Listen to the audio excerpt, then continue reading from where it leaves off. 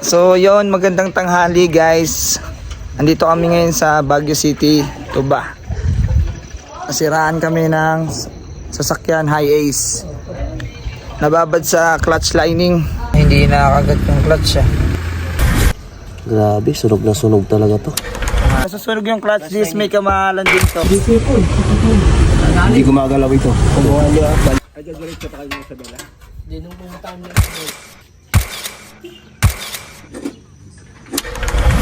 Ngayon tanungin natin yung driver natin, si Kuya Mac. Kuya Mac, anong nangyari sa ano natin? Sakyan. Entro. Wala, ito. Ang problema. Clutch lining sunog. Sira. Ito po. Ito, nasunog po rito ang mga plastic. Ito, alog na po ito. Kaya hindi po siya nag-change gear.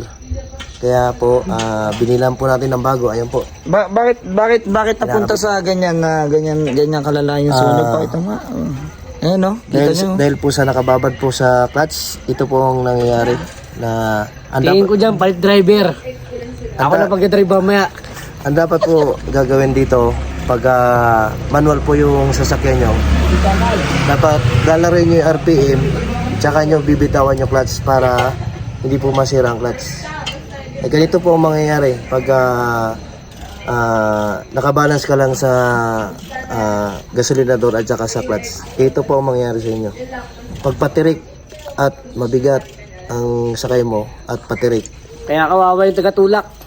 ito po ang mangyayari. Kaya po, napalitan na po natin sa bago. Ayan po, kinakabit na po nila. So sa mga pupunta rito sa Baguio City, karamihan dito sa labas maraming nasisiraan dahil sa babad ng clutch lining. Papakilala natin. Anong nangyayari sa kanya, guys, nasusunog tong clutch disc ba?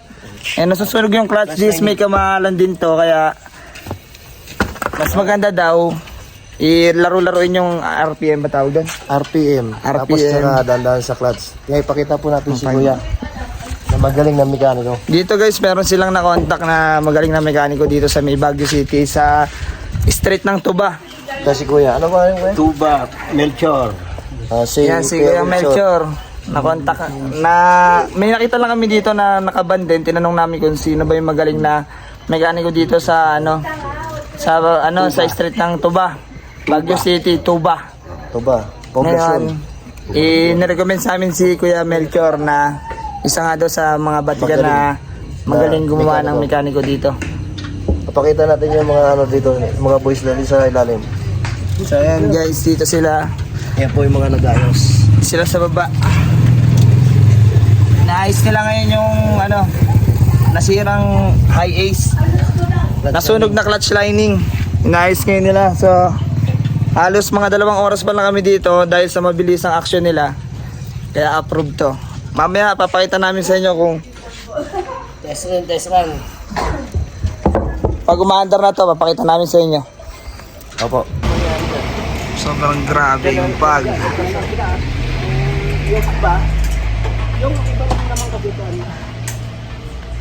Ito po ba, kaya bang kaya ba itong i-dual ng 4x4? Pwede, basta may budget.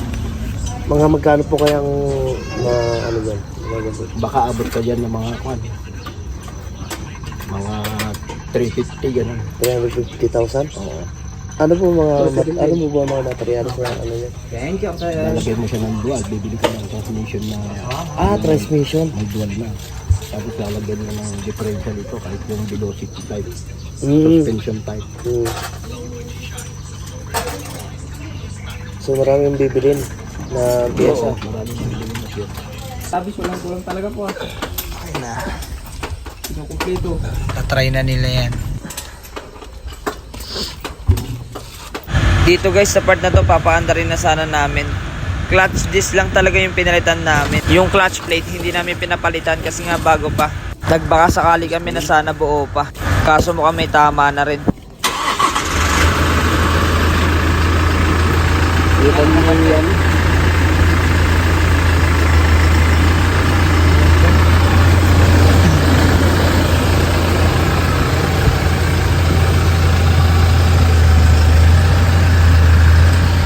Ay pumasok ng clutch. Mukhang hindi nakakagat ng clutch ah.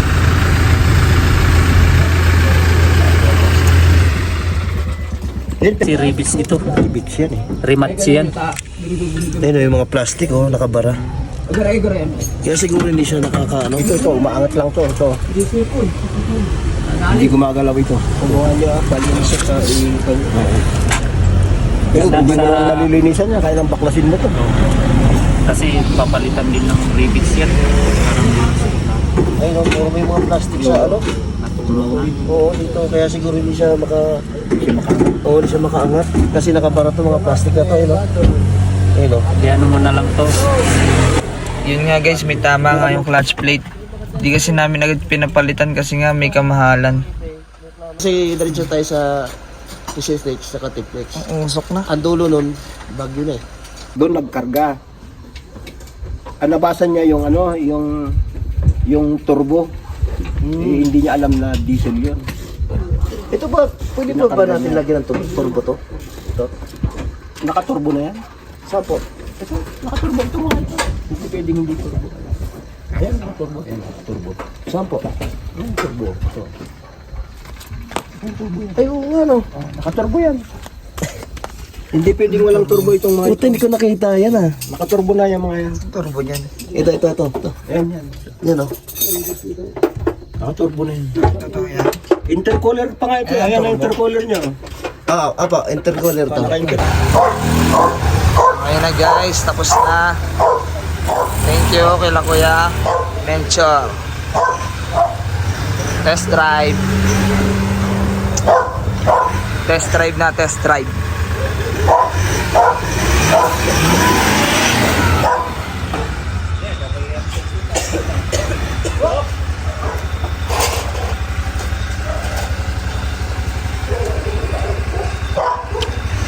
Mga magagaling nating mekaniko.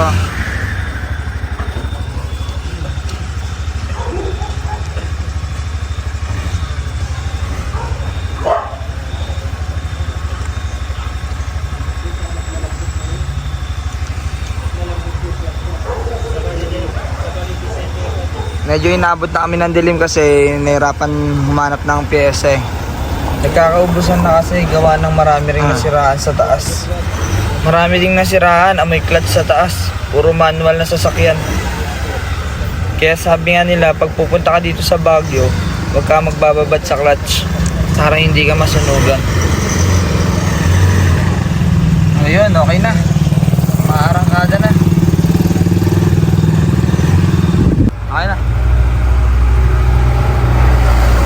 Okay na. Naka-video na.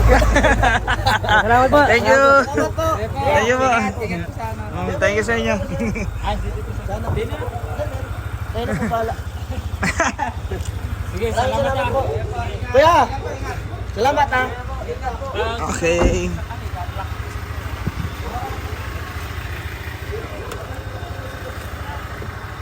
Ano ako? Hindi na rin ba ako? Sa likod na.